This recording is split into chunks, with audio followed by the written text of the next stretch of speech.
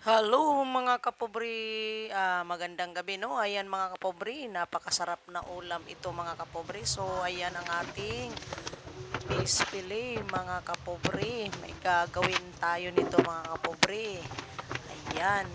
So ating ilabas sa plastic at tatanggalin natin at papaghiwalay-hiwalayin kasi medyo may yelo pa mga kapobre no. Lulutuin natin to mga kapobre, ating pasarapin para ipakain sa ating alaga. Ayan mga kapobre, ah, gagawin natin nito mga kapobre, ating ibababad muna mga kapobre no. So ang gagawin muna natin ay ah,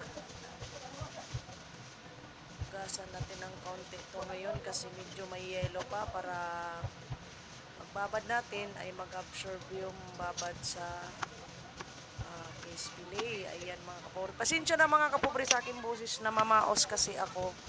Hindi ko alam kung anong dahilan sa aking pamamaos, no? Ayan mga kapobre. So, lagyan muna natin ng konting tubig to para matanggal yung yelo. Ayan mga kapobre. So, mga kapobre, ayan na mga kapobre. Ang gagawin natin mga kapobre, ayan, nilagyan ko na ng konting tubig para matanggal yung yelo, para mabilis yung ating pagluluto nito mga kapobre. Ayan, ilipat na natin sa ating malaking bowl para ibababad natin siya mga kapobre. Ang gagawin natin nito mga kapobre, pigaan muna natin siya ng lemon mga kapobre. Unahin natin yung lemon mga kapobre pagpiga nito kasi yun ang gagawin kasi hindi ako gagamit ng suka. So ang gagawin natin lemon mga kapobre. Ayan ang mga kapobre, dalawang lemon no. Ayan. So pigain natin. Ubusin natin tong dalawang piraso para mag-absorb doon yun. Lemon sa face pili, pasensya na ako ay paos. Namamaos ako mga kapobre, na minom ako ng malamig na tubig. Sobrang init kasi ng panahon. Ayan mga kapobre. So, titimplahan natin to mga kapobre. Ang gagawin natin ito mga kapobre, lagyan natin ng seasoning, nor seasoning. Ayan mga kapobre. Lagyan natin ng nor seasoning. Ayan, mali-mali naman ang inyong lingkod, no? Ayan. So, isa-isahin natin, lagyan natin para mag-absorb ang nor seasoning sa fish fillet mga kapobre. Masarap din tong nor seasoning liquid mga kapobre, pambabad sa mga karne or isda mga kapobre. Ayan mga kapobre. So, ang ilagyan na natin ng oyster sauce. Ayan mga kapobre.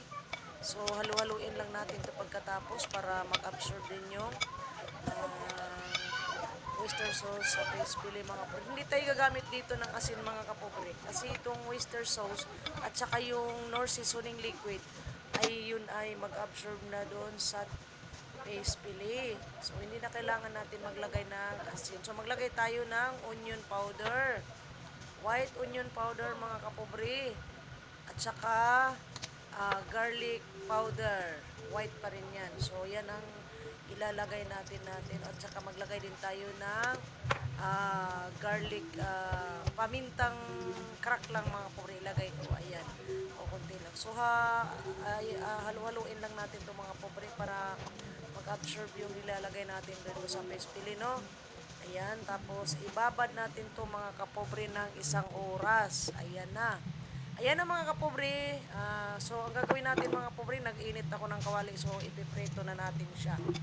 Ayan yung ating pan mga kapobre. Oh, mainit na may mantika. So, ayan, ipiprito na natin.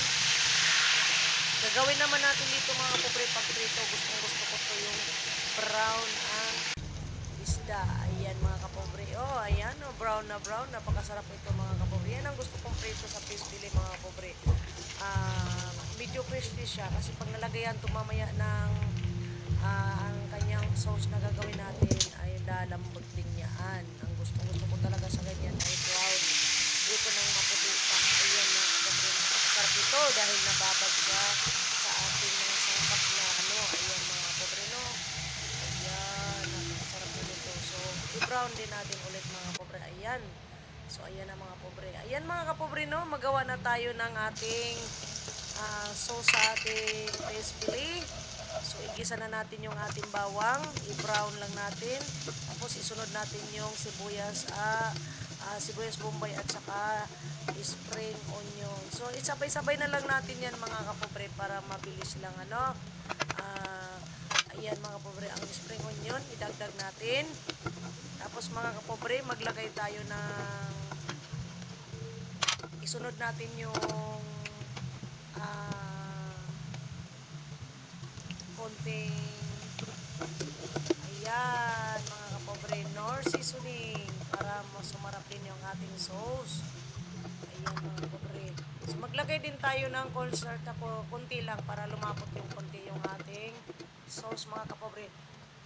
Alam niyo mga pobre, di ako nagamit ng hindi ko nagagamit ng butter dahil maalat yun at saka nakababad na yung isda natin mga pobre kasi bawal sa aking alaga ang maalat. Hindi nakakain kaya sobrang arte yung aking alaga. So, titikman ko muna kung sakto na sa timpla mga kapobre.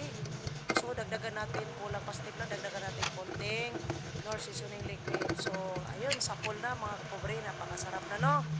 Ayan mga kapobre, ayan na, luto na yung ating sa ating paste pili. Ayun, ilagay na natin mga pobre dito sa ating paste pili. Mga kapobre. Ayan na, napakasarap na nito mga kapobre. Tuwang-tuwa ngayon ang aking alaga mga kapobre. Napakasarap nito. Hindi lang ang aking alaga, pati din kami mga kapobre ay kakain ito. Pero mas priority ko ang aking alaga mga kapobre kasi ay nakakaawa. Ganun ako magmahal sa aking alaga. So, ayan na mga kapobre. So, magpakain na tayo mga kapobre sa alaga natin, no? Ayan na, unahin ko muna yung aking alagang aso. Ayan, ang aking mahal na Douglas. Ayan ang una kong pakakainin. At isabay ko na rin yung aking mga alagang pusa. Ayan mga kapobre. Ayan, tingnan niyo mga kapobre. Napaka-arte nito ang aking aso mga kapobre. So, bago pakakainin, aamuin pa muna niya yan mamaya-maya mga kapobre. So, tanggalan ko lang ayaw niya ng maraming sauce. So, inano na muna natin, no? Iurong ng konti. So, tingnan niyo mga kapobre, subuan ko. Amuin muna, ang tagal. Ayan, kain na. Kain, ayun, kumain na nga, no? So, mga kapobre, habang tayo ay nagpakain ng aking alaga, mga kapobre, mega love shoutout sa lahat, no? Sa lahat ng nanalo sa aking parabol kaninang umaga. Maraming salamat at congratulations sa lahat. Ayan, nag-iisip ang aking lugi kung masarap ba o hindi. So, di bali kakain din to. Ayan, kain na. Antay pa talaga. Urong, dali. Ayan mga kapobre. Pasubo talaga yan. Hindi yan kagaya ng ibang aso na sigurado yung ulam na ilagay mo dyan ay talagang uupakan yan. Pero siya kailangan mo pang subuan. Ayan mga kapobre, pati pusa ko yan. Kaya mas inuuna ko sila kaysa kami nakakain sa niluto ko ng ulam. Ayan, ayaw kasi kumain ng kanin. So, nagluto tayo ng masarap na ulam para sa kanila. Ayan mga kapobre, no? Hindi muna tayo mag-live mga kapobre kasi may nag-video okay dito sa ating kapitbahay. Kaya bukas na lang tayo maglilista. Ayan mga kapobre. Gaganahan ang aking mga alaga sa aking nilotong rice pili. Nasasarapan talaga sila mga kapobre. Ayan mga kapobre, di na tayo magtagal. Ako'y magbababay na. Baboy!